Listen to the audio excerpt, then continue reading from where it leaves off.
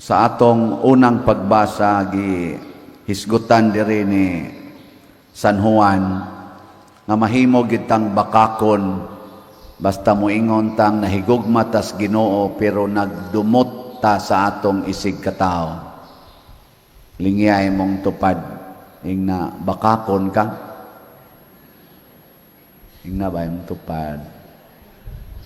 Pasabot ana kanang gasigig simba unya nagsigi pagyug misa sama aning nagwali karon unya dunay mga tao nga ilang gidumtan, dunay mga tao nga dili nila dawaton nya magsigig ingon, Ginoo, I love you Lord, you are my God, you are my everything. Unya gasigig dumot sa iyang isig katao, mga bakako na magsigi pagyog brunda, magsigi pag rosaryo, kubalo na kaigtuhod, daghan pa kayog mga debosyon, kada adlaw na agyoy kaugalingong debosyon, pero siging kusmod sa naong ngadtos nangutang nila, kay katulo na lang nagpasko, wa sa gyud ni partial ang nangutang, kana bakako na nga tao. Nilingi ag usab imong tupad ingna maningil pa kag utang ingna kuno na sige pa kag paningil anang utang. So unsaon man nato mga igsoon pagpakita gyud ang tinuod natong gugmas Ginoo naa gyud sa atong pagtuman sa mga sugo sa Ginoo. Nya ang sugo sa Ginoo gugma man, nakasintro man gyud gugma, nya apil man sa paghigugma kanang kaaway, mo nang wa na gyud tay kaaway basta nahigugma tas Ginoo. Di ba simple kayo ang logic? Dili na kinahanglang ato pa ng lalison og maayo. Nang malipay ko anang atong mga naa sa Congress, naa sa Senate, kay maglalis na sila kanang naas korte, na ipipila nila di noon tanan, lalis silang maayo dito, insultuhay, pero inighuman, mag-inagbayay raman sila, mag-kopi-kopi raman na sila. Muingon raman na sila, walang personalan panero ha, walang personalan, nga ganing trabaho lang ito. Kanay ana ba? Ipapriso nimo, nya suod lang yapon mo kay ipapriso ka kay sadaan man ka. Ana, napamatud-an man kang sadaan, imo man yung gikurakot ang flood control o kaha ang mga budget sa atong medical or sa military or sa education or sa kanang farm to market o kaha usahay pa gani kurakoton pa ang budget para sa mga kaning mga naigo bitaw sa mga kalamidad. Kadaghan ato mga issues una, panahos Yolanda, ambot panahos Odit baka, panahos mga linog, na idaghang mga gipanghatag, nasa iakyos nga, gikurakot, ang uban, gipili-pili lang ilang suod. Wadi mo kadungog ang mga isyu ha? Unya, og mapriso ka tungod ana, di. Kanang mga confidential fund, inana, ug mapriso ka, napamatud-an, pero dili ta mag-away. Ug maigo ta sustisya, di lang ta mag-away. Naay mga asawa, maingon kani akong bana pa din, musuyop, niya, giunay pag-rape, akong anak, ako ning ipapriso, nako, sure, ipapriso, yun, pero out of love. Out of love. Aron di ka maimperno. Biyon sa man papapriso sa imong bana nga nang rape sa imong kaugalingong anak. Unya out of love. Unsaon man? Hibaw mo. Wa sa mo kibaw. Nya gusto mo tudloan. Ingna nga to imong bana, dong I love you mo nang gadahan kog pulis. Nabuang ka day nganong love you nya gadahan man kaning pulis. Tungod kay di ko gustong mapun-an pa nimo ang imong sa kay nahigugma ko nimo mo nang akong gida ang pulis aron mutabang siya nga dili na mapun-an ang imong sala dinhis atong balay kay basig baliko na sa tunimog kamang atong anak mo nang di ay pulis aron adto nakamaghigda sa prisuhan. Ngamingon sa na imong bana, salamat dayha sa imong tabang, ini kagawas nako patyon tamong tanan. Mga animal mo, maginaingon ana, hulga-hulga, bantay lang mo aninyong gibuhat, makagawas lang kong animala mo, ana, hutdon tagyod mo. Nya unsa may imong isulti? There is no greater love than to lay down your life for your beloved. Dong, kung makagawas na kapuhon o imo ming patyon, mas bali pag magpakamatay ko para nimo kaysa magtanaw kong magsigi kag pakasa. I love you very much. Nindotan, ano? Ang saman, okay na. Mao man gunay gibuhat ni Kristo bod. Giingnan man siya, sige ron. Sige higimig sulti. Patyon gyud kanamo. Nya unsa may gisulting Kristo? Amahan ko, pasaylua sila kay wa masayod silang gibuhat. Pero kay nasayod man ko, itug-an ko gyud ni. Mao na diri sa atong ebanghelyo, gitag-an ni Simeon nga kining bataa si Jesus mao ni ang magpaila sa kamatuoran nga maoy kahayag sa kalibutan unya supakon siya sa daghang mga tao. Dili lang supak nga gikuan siya gilalis, supak gyud nga gipatay gid siya. Mo nang giingnan ni Simeon si Maria, ang espada mura unyag ang kasakit mura unyag espada nga motusok sa imong kasing-kasing. Kay supakon man kani muwalit ag kamatuoran, ana, mabutang kita sa placard. Ana, lagi. Ay, pipila nga mo takes na ko. Pader nga nung magsigim kag hisgot o politika nga na may separasyon ang simbahan o ang gobyerno. Ako sang gitubag, nga nung man lagi magtukod mig simbahan, mangayo man lagi mig building permits gobyerno. Ngano man lagi mamutol mig kahoy diri sa simbahan, dakpon man lagi mis DNR. Na separation man kani. Di ba? Ingnon man may wa man mo'y permit nga mamutol ka, mangural mi diri sa among yuta, mangayo man lagi tag fencing permit. Separation man ka. Wa tay but-anay. Oy di na maoy.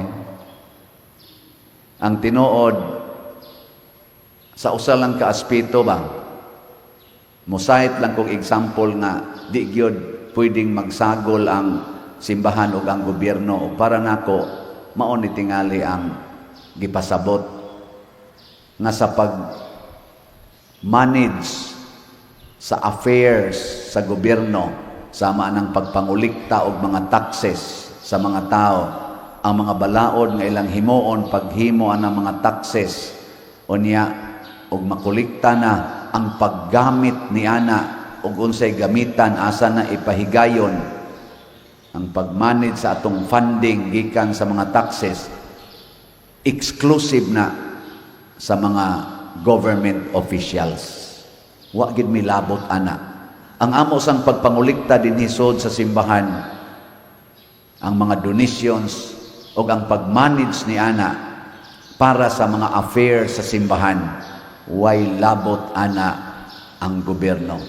Administrative and governing functions ang simbahan o ang gobyerno dili pwedeng magsagol. Di ba? Pero sa moral dimensions, mag-abot diha ang simbahan o ang gobyerno. Pasabot, kung doon na mga binuang ang paggamit sa taxes sa gobyerno, muhisgot na ana ang simbahan kay moral aspect naman na. Kung ang pari mang-rape na sa lector, sa youth or sa sakristan, mangilabot na ana ang gobyerno. Munang nangapriso ang mga pari. Gipangkiha ang mga pari. Kay naa naman na siya sa moral dimension. Mag-abot maning justice, ang legal o ang moral, mag-abot diha sa aksyon. Muna mag-abot kita. Kay maura man ang tawhana ang atong giatiman. Kamo, maurasan mo ang magbubuhis. Ako, magbubuhis ako. Ang akong kolekta, akong stipend, way buhis. Pero ang akong gigamit tanan, pulos ko nagbayad og buhis.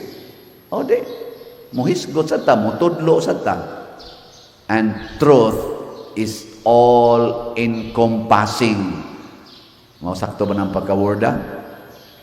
Ang kamatuoran, mulatas na siya sa gobyerno o sa simbahan. There is only one truth in life. Truth is always truth.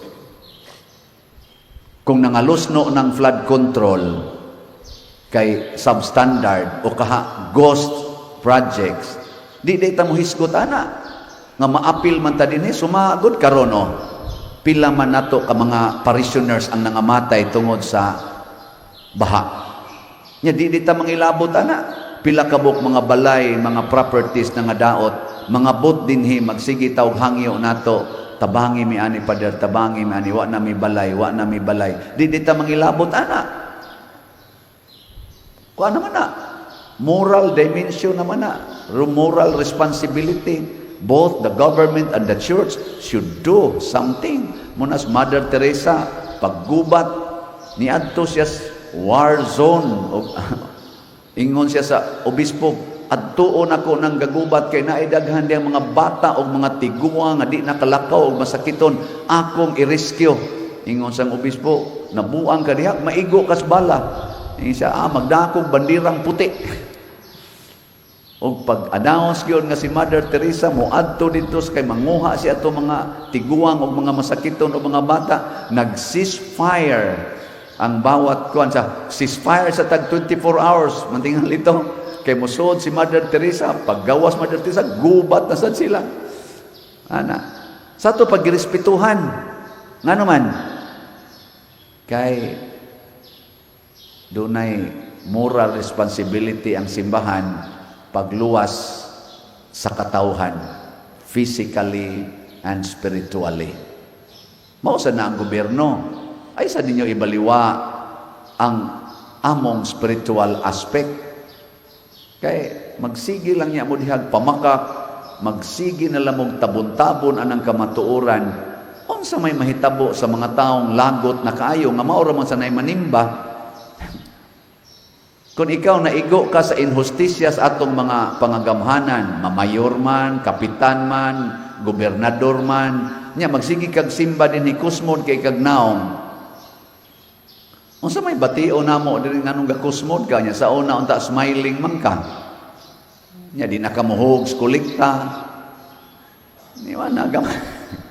Gamay na kita kolekta to ning susihon nganong ni gamay man ni. Uy na naglagot naman di ay ni. Perti naman di ning mga laguta. Nya punan pas pare nga. Di sa gyud mo hatag bisag 5 kilo nga bugas. Sige hinugsikan koleksyon ana samot. Kusmo na yung gignaw. Niya magsiging ingon nga naatay project. Niya nangalata na lang ang tarpulin. Wa yun mo barog ang project. Daghan na kayong gikolekta. Na mo samot. Mo ingon na sa itong nisimba. Parihala mo.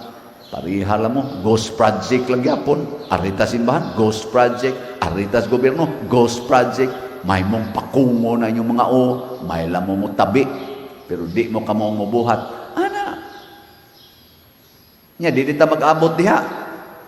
Mag-abot ta, mao na magkoreksyonay ta, magtinabangay ta. Na inidangop nato dinhi kay gihinginlan kuno siya siyang ginikanan more than a month ago.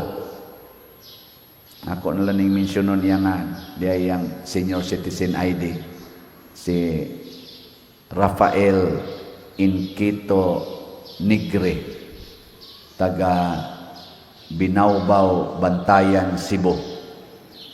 Natao siya September 17, 1964. Ako November 24, 1963. Maguwang ko niya usa ka tuig. Nihangyo siya diri pag-abot niya itong mga more than a month ago. Nihangyo siya nga mo trabaho. Niya kaning atong pagtukod og mga balay, ako siyang gi-reserve ingon ko basig mo qualify ka, apply lang mo niya kung magsugod nami. Niya wa man koy kaabutan fader. Nako adtos barangay. Ning adtos barangay, pag-abot sa barangay ingon sang taga barangay, pwede ka dinhi mo higda-higda aning dapit dinhi ngita lang tag suok-suok pero wa mi ikapakaon. Pader, mukahigda ko dito per tirbang lamok pero wa may pagkaon. Nako dinhi lang ka mukuhag pagkaon. Ug ang katapusan niyang kuhag pagkaon gabi, ikaon siya diha. Nya pagka alas 2 sa kaadlawon ganiha giatake og karon namatay. May he rest in peace. Nangita pa sila tagtungod kani si Rafael Inquito Negre. Kinsa ninyo ani ang tagtungod? Palihog i-claim diri. Di ani ron sa atong RHO man tingali na bas RHO. Di diri sa Compostela. Ari alami diri. Kay ato na ginunta ni siyang tabangan para makakuan kay able pa man kay siya. Bisag unsa kunong trabaho gabi ini. Ning kuha pag itong pagkaon, ang ako lang natandugan kay sigihan nila kunong pangutana sa dihang giatake na, ang katapusan kunong gilitok nga ngan, ningon kuno Father Siano. Ikaw gyud Rafael, imo jud kong giapil-apil. Ningon kunong Father Siano, mo kung nagisulti ron dito, ingon nga, ang katapusan nga nalitok Father Siano niya namatay dayon siya. Wa ko kay bao og niingon pa siya why ayos Father Siano. O niingon baka siya sunod nako Father Siano. Wa ko kay bao basta Father Siano ra may gisulti. So mga igsoon kining mga tawhanang niyan di na nato maihap. Libuan na ka mga tao. Sukad pa ko dito sa San Vicente Ferrer. Daghan kay mga tao muanhin nato susama anig kahimtang. Unsa may among tawag diha bisag inyo ng pangutan-on ng taga-opisina, ang gitudlo nako nila na ana gani mga ingon ana ang atong itawag Jesus. Nya pasuwata dayon. Mo na inignay daghang suwat diha, mo text din na sila kung tuwa pos gawas, Father, di anay daghang suwat ang mga Jesus. Nigtanaw nako wagi ayo ni mga Jesus. Mo pay minus kay tagkolekta pero di magitag gusto nga mulakaw nga dili makada. Ato magyung tagaan. Mo nang mag-average ta dinhi og charitable expenditures og mga 1.5 million kada buwan. Mo na makatabang-tabang ni Jutay ang akong YouTube channel kaning Padre Siano Ubod kay matagaan man sa tag na income. Makatabang-tabang yun. Apil na ana ang mga scholars, apil na ana ang atong mga simbahan sa usahay, mga communities nga mangayo nato nga nasa sila mga affairs ngadto sa mga religious communities. Ato man ginang itabang mo na mo average kita og mga 1.5 million kada buwan. Nga imagine ninyo pila ray atong kolekta dire. No? Munang doon na kita negative niya usahay ang ato mga workers mag 4-day work ra sila nga bayaran. 7 days ang ilang trabaho pero 4 days ra ang bayaran. Apil sad ko usahay akong stipend akong i-divide into 7 niya ang 4 shares ra akong kwaon uli sad nako ang 3 shares para makapuno-puno sa atong operating expenses. Salamat arong December kay dako-dako tag kolekta Misa de Gallo. Nay ato parong initial ang gross nato da atong kaning kuan kaniniya. Unsa ditawag ani? Tree of gratitude da sa ikhat og kolekta nato gross lang niha ning kita na taog 3.3 million. Natong expenses mga 4 million raman. So nananghid ko sa atong Finance Council o Pastoral Council nga pwede ba akong computan og 13th month pay ang atong mga staff, ning okay man sila na ato nang na-release ang 13th month pay. Na ambot wa baka man nagtungit ning mga kanahang dagko.